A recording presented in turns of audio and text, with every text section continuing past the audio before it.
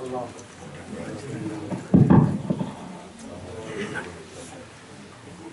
باللہ من الشیطان الرجیم بسم اللہ الرحمن الرحیم الصلاۃ والسلام علیک یا رسول اللہ وعلی آلک و اصحابک یا حبیب اللہ۔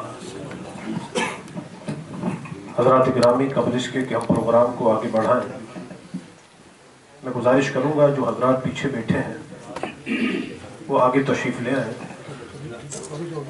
اصل میں اور تو کوئی مسئلہ نہیں، یہ محفل کا حسن جو ہے اسی میں ہوا کرتا ہے کہ لوگ اکٹھے ہو کے بیٹھے۔ میں گزارش کروں گا بڑے محبت سے، پیار سے کہ آپ آگے تشریف لیں۔ اور میں سچی بات آپ کو بتاؤں، جو مزہ آگے بیٹھنے میں ہے پیچھے بھی مزہ آتا ہے بیٹھنے میں، لیکن زیادہ مزہ آگے آتا ہے، ٹھیک ہے؟ اور پھر یہ بڑی بات ہے، جتنا آگے بیٹھیں گے اتنا ہی قبلہ پیر زادہ صاحب کے قریب ہوں گے۔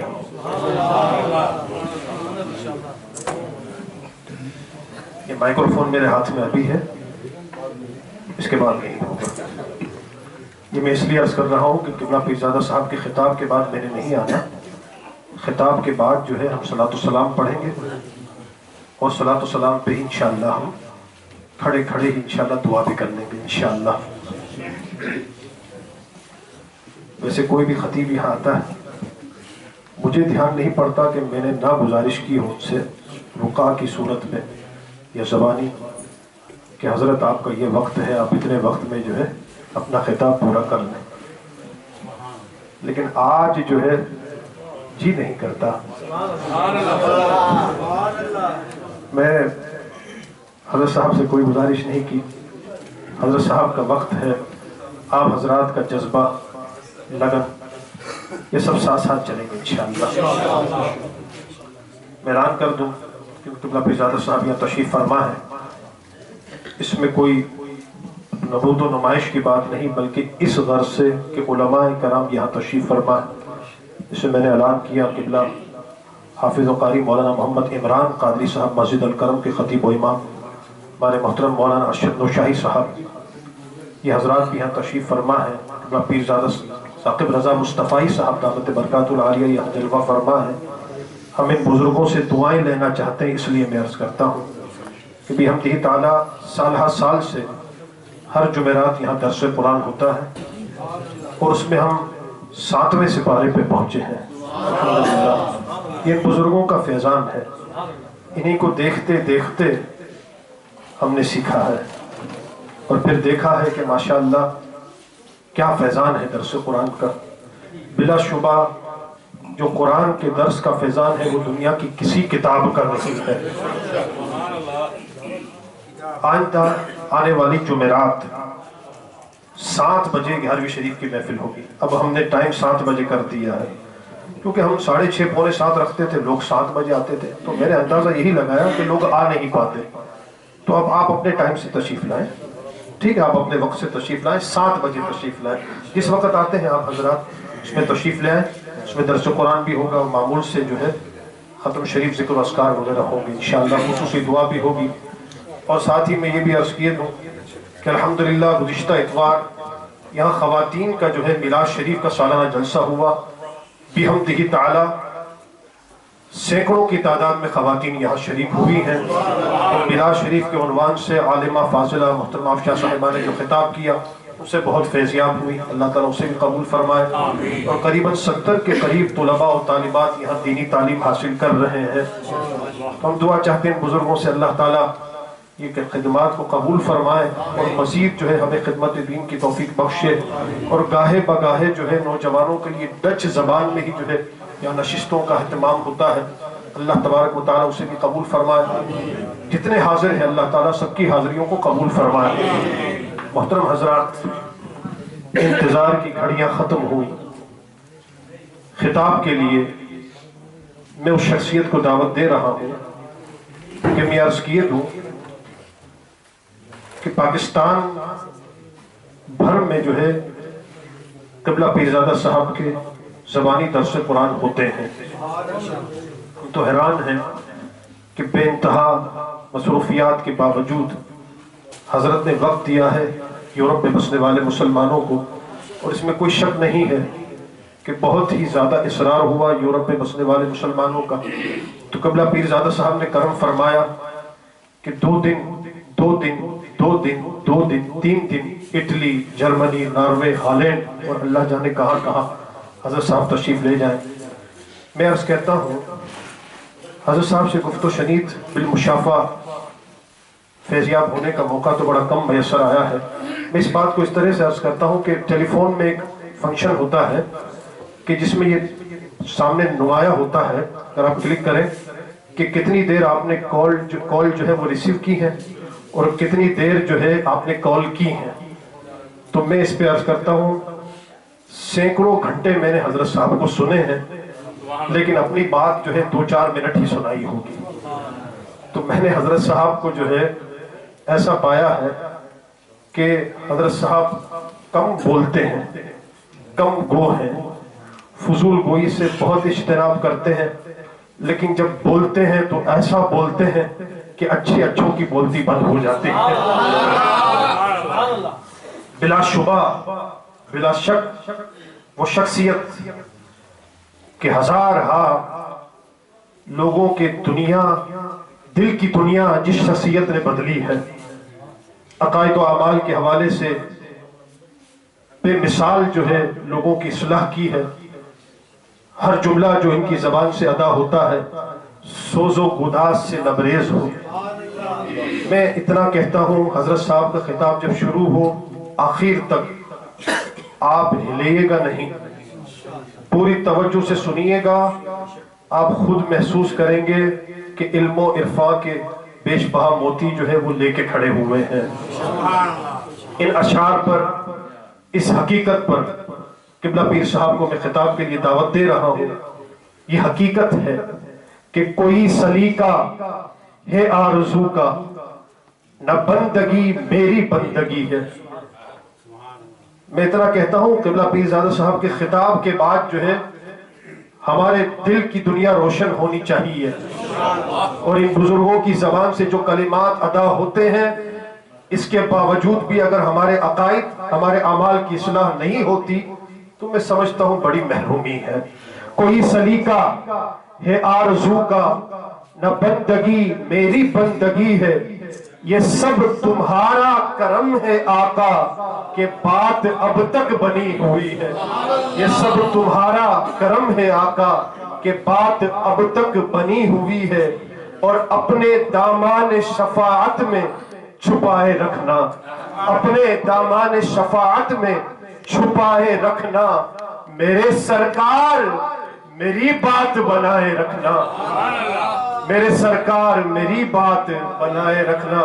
دعوت خطاب دے رہا ہوں عالم اسلام کی نمایاں ممتاز شخصیت حضرت قبلہ پیرزادہ ثاقب رضا مصطفی دعوت برکات العالیہ تشریف لائیں گے، اپنے خطاب سے ہمیں مستفیض کریں گے۔ نعرہ تکبیر، نعرہ رسالت، نعرہ حیدری، نعرہ غوثیہ، علماء اہل سنت۔ سبحان اللہ۔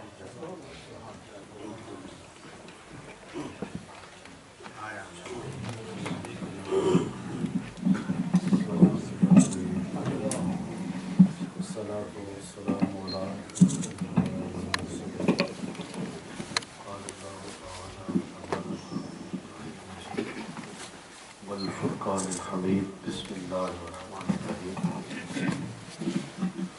والعصر ان الانسان لفی خسر الا الذین آمنوا وعملوا الصالحات وتواصوا بالحق وتواصوا بالصبر وصدق رسوله النبی الکریم الرؤوف الرحیم۔ اللهم نور قلوبنا بالقرآن وزین اخلاقنا بالقرآن وادخلنا الجنة بالقرآن ونجنا من النار بالقرآن۔ قال اللہ تعالی وتبارک فی شان حبیبہ مخبرا وآمرا ان اللہ وملائکتہ یصلون علی النبی یا ایھا الذین آمنوا صلوا علیہ وسلموا تسلیما۔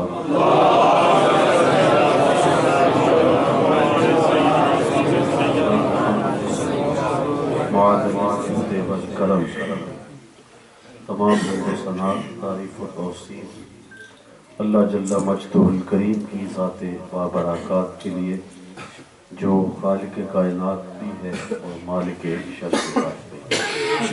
अल्लाह जल्ला व अला की हम्दो सना के बाद हुज़ूर नबी अकरम शफ़ी उम्मम रसूल मुहतशम नबी मुकर्रम हुज़ूर ख़त्मुल मर्तबत सल्लल्लाहु अलैहि वसल्लम के हुज़ूर नाज़ में अपनी अक़ीदतों, इरादतों और मोहब्बतों का खिराज पेश करने के बाद आली मर्तबत ज़ी वक़ार उलमाए किराम हज़रात सामीन अस्सलामु अलैकुम व रहमतुल्लाहि व बरकातुहू।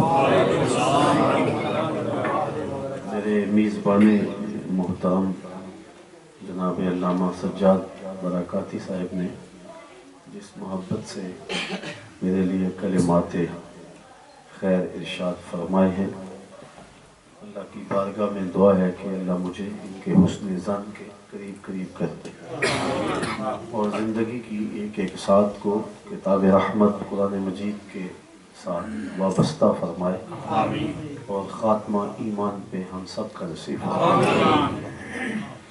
मैं आपके यहाँ पहली मर्तबा हाजिर हुआ हूँ और आपको देख करके कल्बी फ़रहत और खुशी महसूस कर रहा हूँ।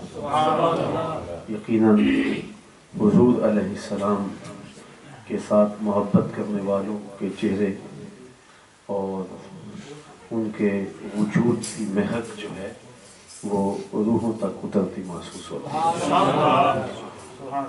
क्योंकि दर्स कुरान के लिए कहा गया और कई एक उन्वानात हैं जो ज़ेर गौर हैं। मैंने सूरतुल अस्र की तिलावत आपके सामने की है जो कुरान मजीद की मुख्तसर तरीन सूरतों में से एक सूरत है और इन्होंने तो मुझे खुला वक्त दिया है, लेकिन मैं ये मिजाज रखता हूँ कि पौने घंटे और 50 मिनट से ज़्यादा गुफ्तगू नहीं किया करता। तो आपकी तवज्जो रही तो इतने अरसे में मैं अपने मज़मून को समेट लूँगा और अगर आपकी तवज्जो इल्तिफ़ात मुझे नसीब ना हो सका तो मैं अपनी गुफ्तगू मज़ीद मुख्तसर कर लूँगा। मुझे अपने सामीन से ये तवक्को और उम्मीद नहीं होती और ये तकाज़ा नहीं होता कि वो नाराज़गी करें या वो ज़ोर ज़ोर से सुबहान अल्लाह करें। हमारे खुताबा आदि तकरीर खुद करते हैं, आदि मजमा करता है, मैं सारी खुद ही करता हूँ। सिर्फ इतनी आरज़ू होती है कि लोगों की तवज्जो मुझे हासिल है। असर करे न करे सुन तो ले मेरी फरियाद, नहीं है दाद का तालिब ये बंदा है आसाद। तो ज़ाहिर है आप हज़रत के खिताबात सुनते हैं, मैंने तो नहीं सुने, लेकिन चंद जुमलों से महसूस हो रहा है कि खिताबत का अल्लाह ने ख़ास मलका नसीब फरमाया। शायद मैं इतने ज़ोर से और इस अंदाज से ना बोल सकूं, लेकिन आपकी मुझे तवज्जो होगी तो इस सूरत पर कुछ बातें आपके सामने रखने में कामयाब हो गया तो समझूंगा कि मेरा आना यहाँ बामुक़सद है। सूरतुल अस्र का आगाज़ असर से किया जा रहा है और ये कसम की जा रही है। कसम है असर की बेशक इंसान खसारे में। तो यहाँ अल्लाह ताला ने इंसान के खसारे को बयान करने से कबल कसम की है असर की। इमाम फ़खरुद्दीन राज़ी अलैहिर्रहमा ने इस पर 4 कौल किए। फरमाते हैं कि असर से मुराद वक्त असर है, असर से मुराद मुतलक ज़माना है और असर से मुराद नमाज असर है और चौथा माना असर से मुराद ज़माना रिसालत मआब सल्लल्लाहु अलैहि वसल्लम। अगर इससे मुराद मुतलक ज़माना है तो माबाद से जवाब कसम से ताल्लुक़ ये बन रहा है कि इंसान को बताया जा रहा है कि तेरी ज़िंदगी भी जो है वो मुख्तसर है। कसम ज़माने की बेशक इंसान खसारे में है, چونکہ انسان کے خسارے کا بہت بڑا گواہ خود زمانہ ہے۔ اس زمانے نے بڑے بڑے بادشاہوں کے تخت و تاج پھٹتے ہوئے دیکھے، جن کا طوطی بولتا تھا پھر انہیں پیوند خاک ہوتے دیکھے، عالی نسب محلات کو زمین بوس ہوتے دیکھے، اور پھر زمانے کو ان کی قبروں کے نشان بھی یاد نہیں ہے۔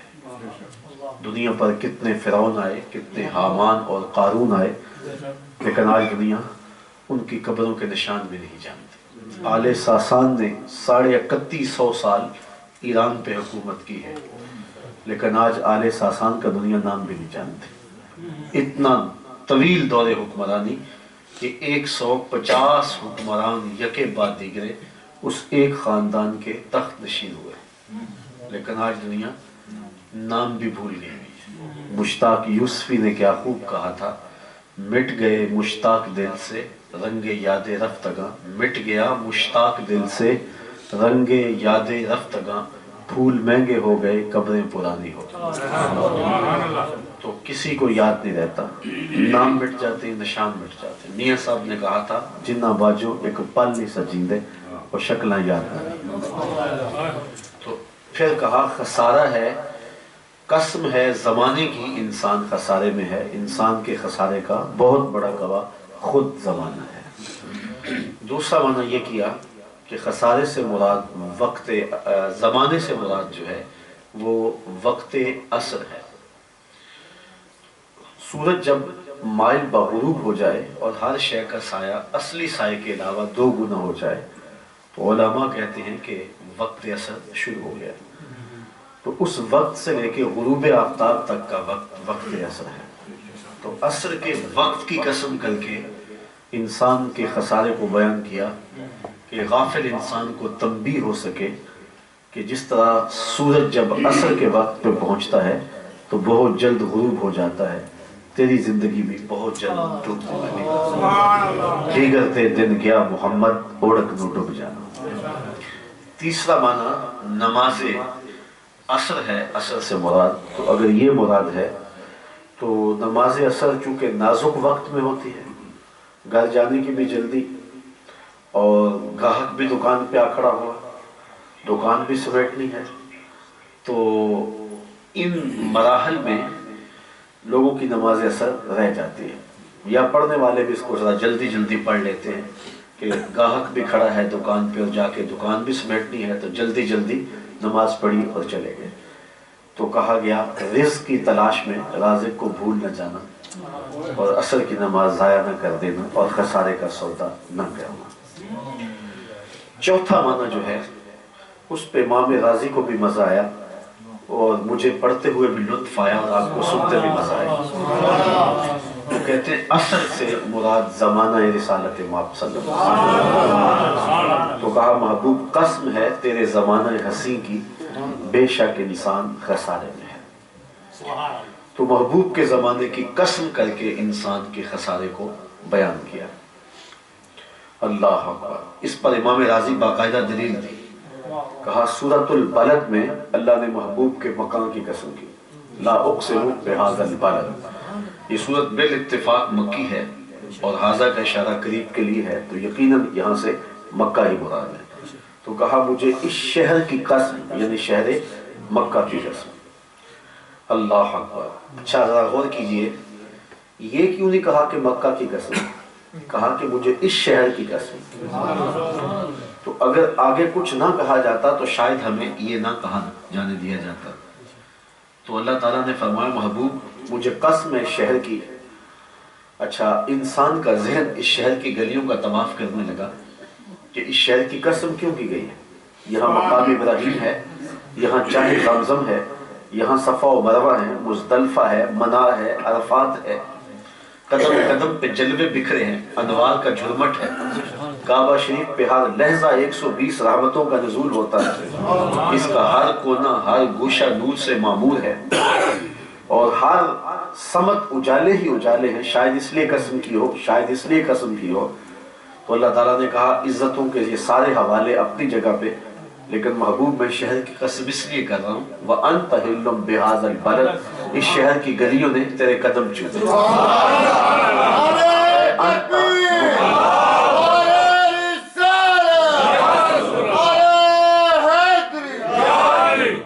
انت مقیم فی ھذا البلد، اس لیے کہ شہر میں آپ کی اقامت جو ہے، اس شہر کی ہواؤں نے آپ کے سانسوں کی مہک سن لی، اس لیے مجھے شہر کی قسم کہ یہاں آپ جو رہتے ہیں۔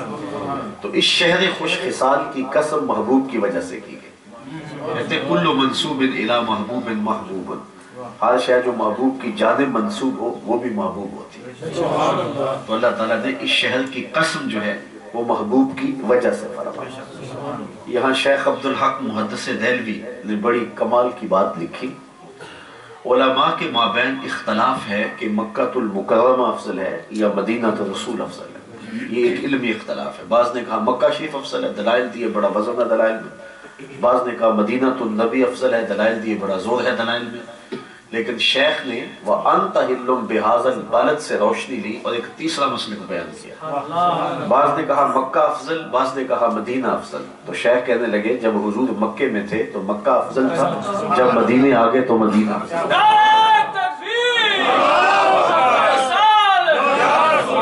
جدھر جدھر سے وہ گزرتے گئے مجد و شرف بھی پیچھے پیچھے۔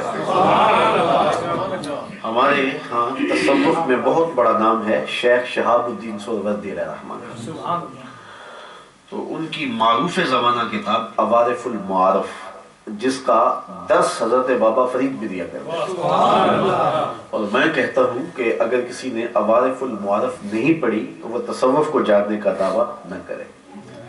آج مصیبت یہ ہے کہ جس طرح فارمی چوزے تیار ہوتے ہیں اتنے عرصے میں پیر تیار ہو جاتا ہے، یہ کوئی تماشا تو ہے نہیں، لیکن ہر نئی میں رازدار دی شدے والی بات جو اقبال نے کہا تھا آج ہم اپنی آنکھوں سے دیکھ رہے ہیں۔ تو عوارف المعارف میں ایک مرید نے حضرت شیخ سے پوچھا حضرت مجھے بتائیے اس کائنات میں سب سے افضل جگہ کون سی ہے؟ تو شیخ نے برجستہ فرمایا بیٹے وہی جگہ جہاں حضور کا روضہ انور ہے۔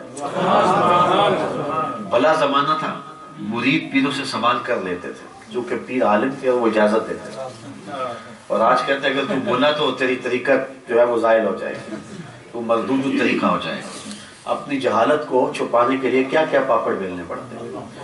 تو کہا کہ حضرت سب سے افضل جگہ کون سی ہے؟ تو شیخ نے کہا بیٹے وہی جگہ جہاں حضور کا روضہ انور ہے۔ تو مرید نے دوسرا سوال کیا پھر ہم جنت کی آرزو کیوں کرتے ہیں؟ تو اس زمانے میں لوگ جنت کی آرزو بھی کرتے تھے۔ یہ تو بعد میں ایک دور آیا نا کہ اسٹیجوں پہ پڑھا جانے لگا کہ ہوئے تو کیڑی جنت دا کرنے تذکرہ، نہیں اسی جنت کا جس جنت کے لیے حضور ہاتھ پھیلا پھیلا کے دعائیں مانگتے تھے۔ اللہ اکبر۔ تو کہا پھر ہم جنت کی آرزو کیوں کرتے ہیں؟ تو شیخ نے جو جواب دیا وہ سننے کے قابل ہے۔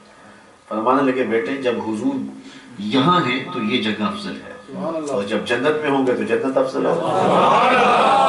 مکے میں ہے تو مکہ افضل، مدینے میں ہے تو مدینہ افضل، جنت میں ہے تو جدھر جدھر سے گزرتے گئے مجد و شرف بھی پیچھے پیچھے رہا۔ یہاں نشور وادی کا لہجہ دیکھیے، چند لمحوں کے لیے ٹھہرے تھے تم جس پیڑ کے نیچے، چند لمحوں کے لیے ٹھہرے تھے تم جس پیڑ کے نیچے، سنا ہے آج تک اس پیڑ کا سایہ مہکتا ہے۔ مکے میں ہے تو مکہ افضل ہے، مدینے میں ہے تو، اور جنت میں ہے تو۔ اس کو ہم ایک حدیث سے معیت کر لیتے ہیں، اس کی تائید ایک حدیث سے ہو جائے۔ آپ جانتے ہیں علماء سے سنا ہے کہ پہلی صف کا جو شرف ہے اگر لوگوں کو پتہ چل جائے کہ کیا ہے تو لوگ پہلی صف میں کھڑا ہونے کے لیے قرعہ ڈالیں۔ ابھی حضرت کہہ رہے تھے کہ پیچھے بیٹھنے کا مزہ بھی تو ہے لیکن جو لطف آگے ہے وہ پیچھے نہیں ہے۔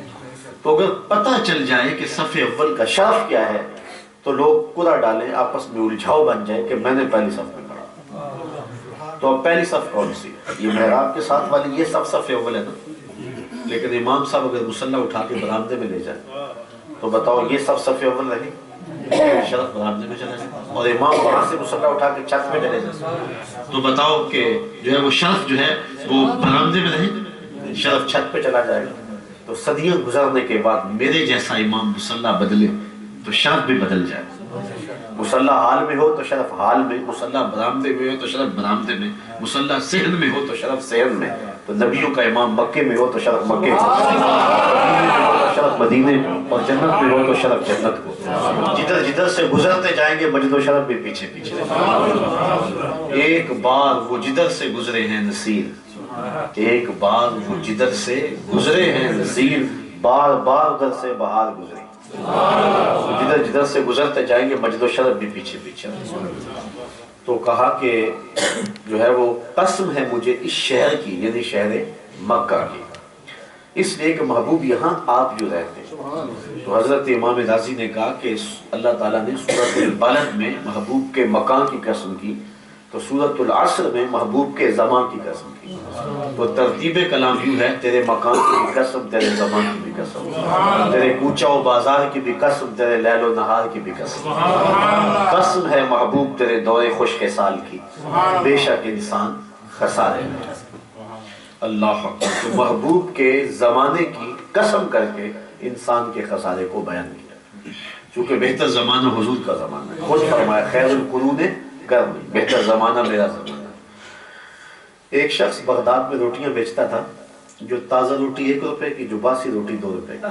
کسی نے روک لیا کہ یہ عجیب ریٹ ہے، باسی روٹی تو 8 آنے کی ہونی چاہیے، پوری دنیا پہ یہ ضابطہ ہے اور تم اس کو الٹا 1 روپیہ مہنگے بیچ رہے ہو۔ اس نے کہا نہیں خریدتے تو نہ خرید، میرا ریٹ یہی رہے گا۔ کہا یہی رکھنا، لیکن وجہ بھی تو بتا کہ یہ باسی روٹی سستی ہونی چاہیے، تم مہنگے داموں بیچ رہے ہو۔ اس نے کہا سنو پھر، یہ جو باسی روٹی ہے یہ مہنگی اس لیے ہے کہ تازہ روٹی کی نسبت 1 دن حضور کے زمانے سے قریب ہے، اس غربت کی وجہ سے اس کی قیمت بڑھ گئی ہے۔ تو کہا قسم ہے محبوب تیرے زمانے کی، بے شک انسان خسارے میں۔ اللہ اکبر۔ اچھا پہلی بات تو یہ کہ آج کا انسان خسارہ مانتا نہیں، وہ کہتا میں تو خسارے میں نہیں ہوں، میں تو ہواؤں کے دوش پہ اڑتا ہوں، میں تو پانی کی تہ میں اترنے کے فن سے آشنا ہوں، میں تو گھنٹوں کی مسافتیں جو ہے وہ منٹوں میں لے آیا ہوں، پوری دنیا میری جیب میں ہے، گلوبل ولیج بن گیا پورا کائنات، پورا جہان، میں تو خسارے میں نہیں ہوں، میں تو چاند کی چھاتی رون چکا ہوں، میں تو مریخ کا سفر کر چکا ہوں، میں تو ایٹم کا کلیجہ شک کر دیا ہے، میں تو خسارے میں نہیں ہوں۔ آج کا انسان جدید انسان سے پوچھے وہ کہتا میں تو خسارے میں نہیں ہوں، یہ میری زندگی کا حسن دیکھو، میری زندگی کا جمال دیکھو، یہ لشکار مارتی مارکیٹیں، یہ عالی نصب پلازے، یہ تالکول کی بنی ہوئی سڑکیں، یہ خوبصورت بنگلے، یہ کوٹھیاں، یہ محلات، یہ زندگی کی آسودگی، یہ میں نے جو تمہارے چاروں طرف پھیلا ہوا حسن ہے، کیا تم دیکھتے نہیں ہو خسارہ تو گزر گیا۔ وہ جھونپڑیوں کا زمانہ تھا، وہ غار و کوہ کی زندگی تھی، پھٹے ہوئے کپڑے ہوتے تھے، نان شبینہ بھی میسر نہیں تھا، وہ خسارہ تھا، میں تو خسارے میں نہیں ہوں۔ آج کا انسان، آج کا مادی انسان خسارہ مانتا نہیں، اور رب کہتا ہے محبوب قسم تیرے زمانے کی یہ خسارے میں۔ تو انسان خسارہ مانے نا، اور رب محبوب کے زمانے کی قسمیں کر کے کہے کہ محبوب قسم تیرے زمانے کی یہ خسارے میں، تو پھر خسارہ کس چیز کا ہوا؟ تو علماء فرماتے ہیں خسارہ حیوانیت کا نہیں ہے، خسارہ انسانیت کا۔ ان الانسان لفی خسر، انسان خسارے میں ہے۔ اگر یہ ہواؤں کے دوش پہ ہوتا ہے تو کیا کمال ہے، یہ تو چڑیا بھی اڑتی ہے۔ اگر یہ پانی کی تہ میں اترنے کے فن سے آشنا ہو گیا وہ تو مچھلی بھی اتر جاتی ہے، یہ زمین کی کوکھ میں چلا جاتا ہے وہ تو چیوٹی بھی چلی جاتی ہے۔ انسانی کمال کیا ہے؟ تقدس، پاکیزگی، مروت، محبت، ایثار، دل کی دنیا، اور یہ لٹتی جا رہی ہے۔ بھائی بھائی سے ناآشنا ہے، گلے چیرے جا رہے ہیں، خون سفید ہو گئے، گھر کی آگ بجھی تو کچھ سامان بچا تھا جلنے سے، سو وہ بھی ان کے ہاتھ لگا جو آگ بجھانے آئے تھے۔ تو انسانیت تو خسارے میں چلی گئی۔ وہ اقبال نے کہا تھا کہ جو ہے وہ آسمان پر پرواز کرنے والے اپنے دل کی دنیا کو تو پا نہیں سکے، تو من سے تو ناآشنائی ہوگی، روح سے تو بیگانگی ہوگی، باطن تو اجڑا ہوا ہے، کپڑے تو سفید ہیں لیکن من گندا ہے، تو کیا فائدہ ہوا اس عروج کا؟ تو عروج وہ ہے جو باطن کا عروج ہے۔ دل بینا بھی کر طلب خدا سے کہ آنکھ کا نور دل کا نور نہیں ہے۔ تو انسانیت خسارے میں جا رہی ہے، اور محبوب کے زمانے کا انسان دیکھنا ہو تو تمہیں ابو بکر عمر جیسے انسان ملیں گے، تمہیں عثمان ولی جیسے لوگ ملیں گے، تمہیں بلال حبشی جیسے لوگ ملیں گے، تمہیں سلمان فارسی جیسے لوگ ملیں گے۔ لباس تو پھٹا ہوا ہے لیکن من سلا ہوا ہے، اور انگ انگ پہ جو ہے وہ ذرا میں معذرت چاہوں گا، توجہ بس میری بٹ جائے گی، آپ میری جانب توجہ رکھیں۔ وہ اقبال نے کہا تھا نظارے کے لیے جنبش مژگاں بھی بھار ہے، نظارے کے لیے جنبش مژگاں بھی بھار ہے، نرگس کی آنکھ سے تجھے دیکھا کرے کوئی۔ تو بات کر رہا تھا کہ انسان کا خسارہ یہ ہے کہ انسان کے دل کی دنیا جو ہے وہ لٹ گئی ہے. تو یہ ہے انسان کا خسارہ. اچھا، خسارے کا ایک اور پہلو بھی دیکھیے. حضرت سیدنا مولا کائنات علی المرتضیٰ رضی اللہ تعالیٰ عنہ فرماتے خسارہ یہ ہے کہ انسان اپنی سانسوں کو توڑ رہا ہے اور لمحہ لمحہ موت کے قریب ہو رہا ہے. یہ اس کا خسارہ ہے. یہ آپ یہاں رکتے ہیں جہاں اشارہ لگا ہو، تو یہاں تو میں نے نمبرنگ نہیں دیکھی، لیکن ہمارے ادھر ہوتی 60 سے نیچے آ رہا ہے، 50 سے نیچے آ رہا ہے، 40 سے نیچے آ رہا ہے. تو جب گنتی الٹی چلتی ہے تو بہت جلد کام زیرو تک پہنچ جاتا ہے. یہ زندگی کی سانسیں الٹی چل رہی اور ہم بڑے نہیں ہو رہے، ہم چھوٹے ہو رہے. اور یہ ہے انسان کا خسارہ. ایک بزرگ تھے، وہ فرماتے تھے مجھے سمجھ نہیں آتی تھی کہ انسان کا خسارہ کیسے ہے. میں سمرقند کے بازار سے گزر رہا تھا، وہاں برف کی ایک پٹی تھی جس کو ایک پتھر کی سل پہ رکھ کے کوئی شخص بیچ رہا تھا اور ساتھ آواز لگا رہا تھا. آج کل تو وہ پاپڑ بیچنے والے بھی آواز ہمارے ہیں، تو وہ پتھر کی سل پہ برف رکھ کے بیچ رہا تھا اور آواز یہ لگا رہا تھا ارحمو ارحمو من یذوب راس و مالہ، او گزرنے والوں میرے پہ ترس کھاؤ، مجھ سے برف لیتے جاؤ. میں ایک ایسا تاجر ہوں جس کا راس المال پگھلتا جا رہا ہے. تو کہتے ہیں جب اس نے یہ آواز لگائی نا تو میرے قدم رک گئے اور میں نے کہا صاحب مجھے ان الانسان لفی خسر کا ترجمہ سمجھ میں آ گیا. تیری برف پگھلتی جا رہی ہے، میری زندگی پگھلتی جا رہی ہے. تیری برف قطرہ قطرہ پگھلتی جا رہی ہے اور میری زندگی سانس سانس پگھلتی جا رہی ہے. یہ ہے خسارہ انسان. اب اس خسارے سے بچانا ہو تو اس نے کہا کہ اگر تو برف کو وقت پر بیچ لے، کوئی گاہک آ گیا، اس سے تو نے برف کے بدلے میں کوئی درہم لے لیا، کوئی دینار لے لیا، کوئی جنس لے لی، تو پھر تم نے اپنی برف کو بچا لیا، اپنے کاروبار کو خسارے سے بچا لیا. تو کہا میری سانسیں بھی پگھلنے جا رہی ہیں، لیکن اگر میں ان سانسوں کے بدلے درود پڑھ لوں، ان سانسوں کے بدلے سلام پڑھ لوں، ان سانسوں کے بدلے میں قرآن پڑھ لوں، ان سانسوں کے بدلے میں کسی دکھی کے سر پہ، کسی مصیبت زدہ کے سر پہ ہاتھ رکھ دوں، کسی یتیم کے سر پہ ہاتھ رکھ دوں، تو یہ میری سانسیں جو ہیں وہ لٹنے سے بچ جائیں گی، ورنہ پگھلتی ہوئی برف کی طرح پگھل جائیں گی اور میں خسارے میں چلا جاؤں گا. آپ یہ جو آپ کا وقت ہے، یہ سانسیں آپ بیچ رہے ہیں، لیکن اس کے بدلے میں آپ درس قرآن لے رہے ہیں، تو یہ سانسیں آپ کی بچ رہی ہیں. تو یہ ہے خسارے سے بچنے کا راستہ. تو حضرت مولا کائنات فرماتے ہیں کہ انسان اپنے سانسوں کے ذریعے جو ہے وہ اپنے آپ کو توڑتا ہے. تو اس طرح یہ خسارے کا سودا کرنا. اچھا، خسارے کا ایک اور پہلو بھی ہے، اس پر آپ کی توجہ مجھے درکار ہوگی. تھوڑا سا جمالیاتی انداز میں کسی نے کمال لکھا. وہ کہتا ہے کہ اللہ نے ایک شے کو ایک حسن دیا ہے، اسی شے کو دوسرے حسن سے محروم رکھا ہے، تو وہ شے کہتی ہے کہ میں خسارے میں. مثال کے طور پہ پھولوں میں خوشبو ہے، روشنی نہیں، تو پھول کہیں گے ہم روشنی کے خسارے میں ہیں. ستاروں میں روشنی ہے، چاند میں روشنی ہے، لیکن خوشبو نہیں ہے، تو چاند کہے گا میں خوشبو کے خسارے میں. بلبل کہتی ہے میرے پاس آواز تو سونی ہے لیکن میرے پنجوں میں زور نہیں. شیر کہتا ہے میرے پنجوں میں زور ہے لیکن میں اڑنا نہیں جانتا. کوئل کہتی ہے کہ میری آواز میں تو جادو ہے لیکن رنگ میرا کالا ہے. مور کہتا میرا رنگ بڑا سونا ہے لیکن میرے پاؤں بدسورت. تو ہر شے کے اندر کوئی نہ کوئی سکم رکھا گیا، کوئی نہ کوئی خسارہ رکھا گیا. انسانوں میں دیکھ لو، ایک بچے سے پوچھ لو تو وہ کہے گا میرے پاس بچپنے کی معصومیت تو ہے لیکن جوانی کا زور نہیں ہے. ایک جوان سے پوچھو، وہ کہتا ہے جوانی کا بانک پن تو ہے لیکن بڑھاپے کے تجربے نہیں. ایک بوڑھے سے پوچھو، وہ کہے گا بڑھاپے کے تجربے تو قطار اندر قطار ہیں لیکن بچپنے والی موج نہیں رہی. وہ اپنی خوشی سے آنا، وہ اپنی خوشی سے جانا. اور اقبال نے کہا تھا جنبش زنجیر در سے لطف آتا تھا مجھے. آج تو نغمے بھی نہیں نہ بہلاتے، اس وقت کوئی کنڈی ہلا کے چلا جاتا تو اس سے بھی مزہ آ جاتا. اپنے جل جانے کا بھی احساس نہیں تھا، جلتے ہوئے شعلوں کو چھیڑا کرتے تھے. اب تو ایک آنسو بھی باعث رسوائی ہے، بچپن میں جی بھر کے رویا کرتے تھے. وہ کیسا زمانہ تھا، وہ کیسا دور تھا. وہ کیا کسی نے کہا تھا کہ یہ دولت بھی لے لو، یہ شہرت بھی لے لو، بھلے چھین لو مجھ سے میری جوانی، مگر مجھ کو لوٹا دو बचपन की घड़ियां, वो कागज की कश्ती, वो बारिश का पानी। वो कैसा जमाना, वो कभी हमारे भी जहाज चला करते थे। तो वो कहता है बुढ़ापे के तजर्बे में तो कतार अंदर कतार है, लेकिन अब बचपने की मौसूमियत नहीं रही। आज तो महल बनाकर वो खुशी नहीं ना मिलती। बचपन में गली में कोई रेत फेंक जाता ना तो पाँव पे घरौंदा बना लिया जाता, फिर थपक के होले से पाँव निकाल लिया जाता, और अगर घरौंदा बच जाता तो इतनी खुशी होती कि आज कोठी और महल बनाकर और बंगला बनाकर भी वो खुशी नहीं मिलती जितनी रोज मिला करती थी। तो वो कैसा जमाना था। तो बूढ़ा कहता तजुर्बे तो बड़े हैं लेकिन बचपने वाली मौज नहीं रही। तो हर शय खसारे में। एक आलिम से पूछो, वो कहता इल्म का नूर तो है लेकिन सहरी की सिस्कियां नहीं। एक शब्द जिंदादार से पूछो, वो कहता सहरी का रोना तो है लेकिन इल्म का जमाल नहीं।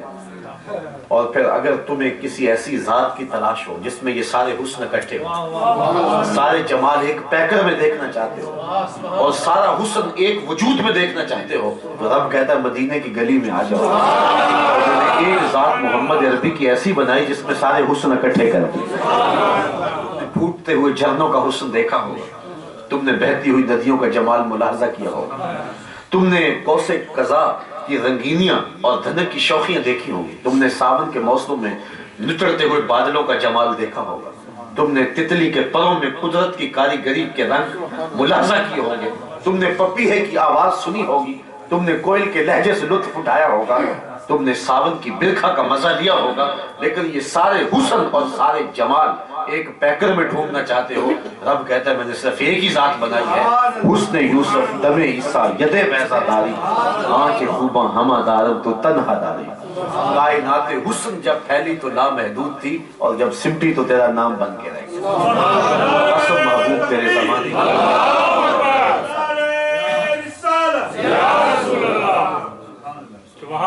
अच्छा, ये तो इंसान का खसारा है। तो क्या यहाँ इंसान के खसारे को बयान करना मकसूद था, खबर देने के लिए, या कोई और मकसद था? अगर इसको नहवी एतबार से देखिए तो ये जुमला खबरिया है और खबर ताम हमें मिल रही है कि बेशक इंसान खसारा है। तो क्या इससे खबरियत मकसूद है? तो अगर इस आयत पे गौर करें तो इसका मकसूद एक हाजिक हकीम की तरह जो नब्ज पे हाथ रख के मर्ज बताता है ताकि इलाज की तरफ मतवज्जे किया जा सके। तो रब ने इंसान का मर्ज बताया है कि खसारे का मर्ज लगा हुआ है, तो अब इलाज की जानिब मुतवज्जे किया जा रहा है। और वो इलाज क्या है? इल्लल्लज़ीना आमनू। कसम महबूब तेरे जमाने की इंसान खसारे में है, बचा वो है जिसने तेरा दामन पकड़ा हुआ है। ईमान हिय तस्दीक बिमा जाअ बिही नबी सल्लल्लाहु अलैहि वसल्लम। अल्लाह अकबर।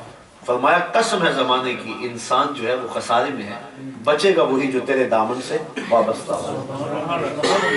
ये जो पुरानी उम्र के लोग हैं इन्होंने तो देखा है, बाकी आसार के तौर पे देखा होगा किसी जमाने में वो चक्की से हम आटा पीसते थे। तो दो पत्थर उसके होते हैं, ऊपर वाला मुतहरक होता है, नीचे वाला साकिन होता है, दरमियान में किल्ली होती है जिसके आसपास थोड़ी सी खाली जगह होती है जिसमें दाना डालते हैं। हम अपनी जुबान में उसे गाला कहते थे और फिर चक्की को घुमाते थे, तो जो दाने उन पत्थरों के नीचे आते वो पिस जाते और जो किल्ली के साथ लगे रहते वो बच जाते। रब कहता है महबूब तेरे जमाने की कसम है, इंसान खसारे में है, बचेगा वही जो तेरे दामन से लग के रहे, और अपने खसारे से बचा नहीं जा सकता। आप जिस माहौल में रह रहे हो, मुझे आपको देख करके ज्यादा खुशी इसलिए भी हो रही है कि इस माहौल में आप मस्जिद से वाबस्ते, वरना जब चक्की इतनी तेज चल रही हो कि मादियत का तूफान पपा हो तो फिर अपने आप को खसारे से बचाना और ज्यादा मुश्किल हो जाता है। तो आपने ये जो रास्ता इख्तियार किया और अल्लाह ने जगह जगह ये मराकज दिए, तो ये खसारे से बचने के रास्ते। वो कहा था किसी ने कि मैं कदे में आने वालों मैं कदा मत छोड़ना, जीने मरने का मजा कुछ है तो मैं खाने में, वरना खसारा चाट लेगा अगर एक लम्हे के लिए भी किल्ली से दूर हटे। तो कहा कि कसम है महबूब तेरे जमाने की, बेशक इंसान खसारे में है। खसारे से बचा कौन है? इल्लल्लज़ीना आमनू, जो आपके दामन से वाबस्ता, जो हुजूर के दामन से वाबस्ता हो गया वो खसारे से बच गया, और वरना खसारे से बचना मुमकिन नहीं। तो खसारे से बचना चाहेंगे तो दामने रसूल को थामना होगा। اور یہ ایمان ہے.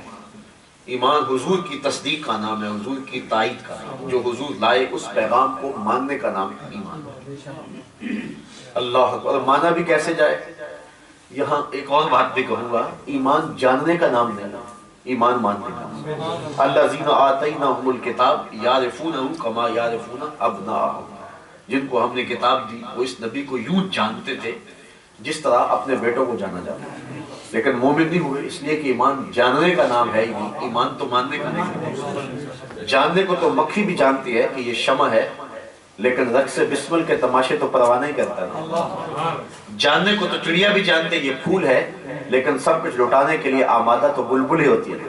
تو ایمان جاننے کا نام نہیں ہے, ایمان ماننے کا نام. اور یہاں جو جاننے کا معنی میں کر رہا ہوں وہ تعارف کے حوالے سے ہے, اور ادراک کے معنی کے اندر تو کوئی میرے حضور کو جان نہیں سکتا. سب سے زیادہ قربت تو حضور علیہ السلام کے ساتھ حضرت سیدنا صدیق اکبر کو تھی, لیکن ان سے بھی کہہ دیا اے ابو بکر سن لے میری حقیقت کو میرے رب کے علاوہ کوئی نہیں جانتا. بلکہ فرمایا لی مع اللہ وقت لا یسعنی فیہ نبی مرسل ولا ملک مقرب. کوئی رسول اور پیغمبر بھی ان بلندیوں تک نہیں پہنچ سکتا جہاں تک میرے مصطفیٰ پہنچ گئے.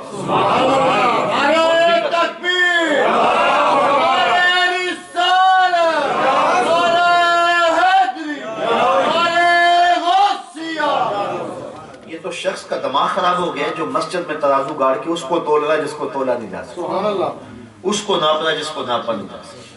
میں تو کہا کرتا ہوں ڈٹھے ورق قرآن دے پھول سارے, تیری شان جیا نہیں کوئی اور ڈٹھا. تیری شان دا کرے مقابلہ جڑا انہوں عاشقاں اصلی چور ڈٹھا. کوئی نور آکھے کوئی بشر آکھے پیندہ رات دینے اے ہو شور ڈٹھا. اللہ والے گل مکا دیتی تساں ہو ڈٹھا سمجھا. حلیمہ کی بکریوں کے پیچھے پیچھے دیکھا ہے, سدرہ پر جبریل کے آگے آگے نہیں دیکھا. اور ایک حوال کہتا تم نے یوسف کو کنویں میں دیکھا تو کیا دیکھا؟ ارے ناداں جو مطلق تھا مقید کر دیا تم نے, ابھی تک کنویں میں ڈھونڈ رہا ہے, وہ مصر کے تخت کا مالک بھی بنے. تو اقبال کا یہاں اور لہجہ بھی دیکھیے, معنی حرفم کنی تحقیق اگر بنگری بادیدائے صدیق اگر قوت قلب و جگر گردد نبی آز خدا محبوب تر گردد نبی. اقبال کہتا اگر نگاہ ابو بکر مل جائے تو پھر جدھر دیکھو جلوے محبوب کے نظر آئے. مکے کی ہواؤں میں طیبہ کی فضاؤں میں ہم نے تو جدھر دیکھا سرکار پھر تو پھیلا جمال انہی کا نظر آتا ہے, نور انہی کا بکھرا ہوا نظر آتا ہے. اور مولانا ظفر علی خان بولے کہ ہم جس میں بس رہے ہیں وہ دنیا تو نہیں, پوری تو کائنات حضور کے گرد ہو گئی ہے. اور اقبال کا پھر لہجہ دیکھیے, گرد تو گردد حریم کائنات, پوری کائنات کا چرخ آپ کے گرد ہو گئی. آج تو خواہم یک نگاہ التفات. تو یہ حضور علیہ السلام کا جمال ہے. تو ایمان نام ہی حضور کا ہے, ایمان مرکز و محور ایمان کی حضور ہے. اقبال کا سارا فلسفہ نچوڑو نا تو جو رس نکلتا ہے وہ یہ مصرع ہے, بمصطفیٰ برساں خیش را کے دین اماؤس. اقبال کہتا ہے اپنے آپ کو کھینچ کے حضور کے قدموں تک لے آؤ, سارا دین نام ہی سیکھ. اگر حضور تک نہیں پہنچے ہو تو کلمہ پڑھ کے بھی ابو لہب ہو. اگر بعود رسیدی تمام بو لہبی, اگر اپنے آپ کو حضور تک نہیں پہنچے. یہاں قرآن مجید کا اسلوب دیکھیے, وَإِذَا سَأَلَكَ عِبَادِي أَنِّي فَإِنِّي قَرِيبٌ. اے حبیب میرے بندے تیرے پاس آ کے میرا پوچھتے, بندے میرے ہیں آتے تیرے پاس ہیں پوچھتے پھر میرا ہے. فَإِنِّي قَرِيبٌ. فا تاقیبیہ کے بعد علماء کہتے ہیں کل مقدر ہے, ان آنے والوں کو کہہ دیجئے بتا دیجئے میں رب دور نہیں نیڑے مل جاؤں. حبیب میرے بندے تیرے پاس آ کے جب میرا پوچھیں تو انہیں کہہ دیجئے کہ میں دور نہیں قریب ہی, جب طلب کرنے لگے ہو تو مل جاؤں گا. یہ ہے کل کے مقدر ماننے کے ساتھ جو ہے وہ ترجمہ. لیکن حضرات صوفیہ فرماتے ہیں آیت کا سیدھا سیدھا ترجمہ کر دو, کل کو مقدر ماننے کی ضرورت ہی نہیں. اور وہ یہ ہے کہ محبوب میرے بندے جب مجھے ڈھونڈتے ڈھونڈتے تیرے تک آ گئے, فَإِنِّي قَرِيبٌ. جب تیرے تک آ گئے تو میں پھر بھی دور ہوں. مجھے ڈھونڈتے ڈھونڈتے محبوب جو تیرے تک آگے، جو تیرے تک آگے وہ میرے تک آگے، کیونکہ تیرے تک پہنچنا ہی تو میرے تک پہنچنا ہے۔ اور اعلیٰ حضرت اس حقیقت کو یوں بیان کیا، بخدا خدا کا یہی ہے دار، نہیں اور کوئی مفارقت، جو وہاں ہو یہی آگے ہو، جو یہاں نہیں وہ وہاں نہیں، وہی لا مکان کے مکی ہوئے سریعت تک مکی ہوئے، یہ نبی ہے جس کے ہیں وہ مقام، و خدا ہے جس کا مقام۔ اور اقبال کہتا ہے خضر بتلائے تو کیوں کر بتلائے، اگر ماہی پوچھے کہ دریا کا، چھلانگ لگا کے غوطے کھا کے مچھلی پھر کہے میں دریا میں جانا مجھے پتہ بتاؤ، تو اقبال کہتا ہے اسے کیا بتایا جائے، دریا میں چھلانگ لگا کے پھر دریا کا پتہ پوچھ رہی ہے، محبوب تیری گلی میں آ کے پھر بھی میرا پوچھ رہے ہیں، جو تیرے تک پہنچ گئے ہیں وہ میرے تک پہنچ گئے۔ مصطفیٰ برساں خیر شراب کہ دی ہم آؤز تو دین نام ہی مصطفیٰ جائے رحمت تو کہا قسم ہے محبوب زمانے کی بے شک انسان خسارے میں ہے، الا الذین آمنوا، جو حضور کے دامن سے وابستہ ہوگا وہ خسارے سے بچ جائے گا۔ یہاں میں آپ سے ایک سادہ سا سوال پوچھنا چاہتا ہوں، آپ کے چہرے اور چہروں کے اوپر لکھی ہوئی محبت اور چہروں کے اوپر سنجیدگی اور متانت بتا رہی ہے کہ آپ کا مطالعہ اور آپ کا ذوق شوق و دینیہ کافی ہے، لیکن اگر میں آپ کو پوچھوں کہ جس زمانے میں میرے حضور تشریف لائے تھے اس زمانے کے خاقان کا نام کیا تھا، تو شاید مشکل ہو، اس لیے کہ ہمیں کیا ضرورت ہے کہ ان باریک چیزوں کا مطالعہ بھی کریں، تو اس بھری بزم کے اندر شاید ہی کسی کا تازہ مطالعہ ہو تو وہ بتا سکے۔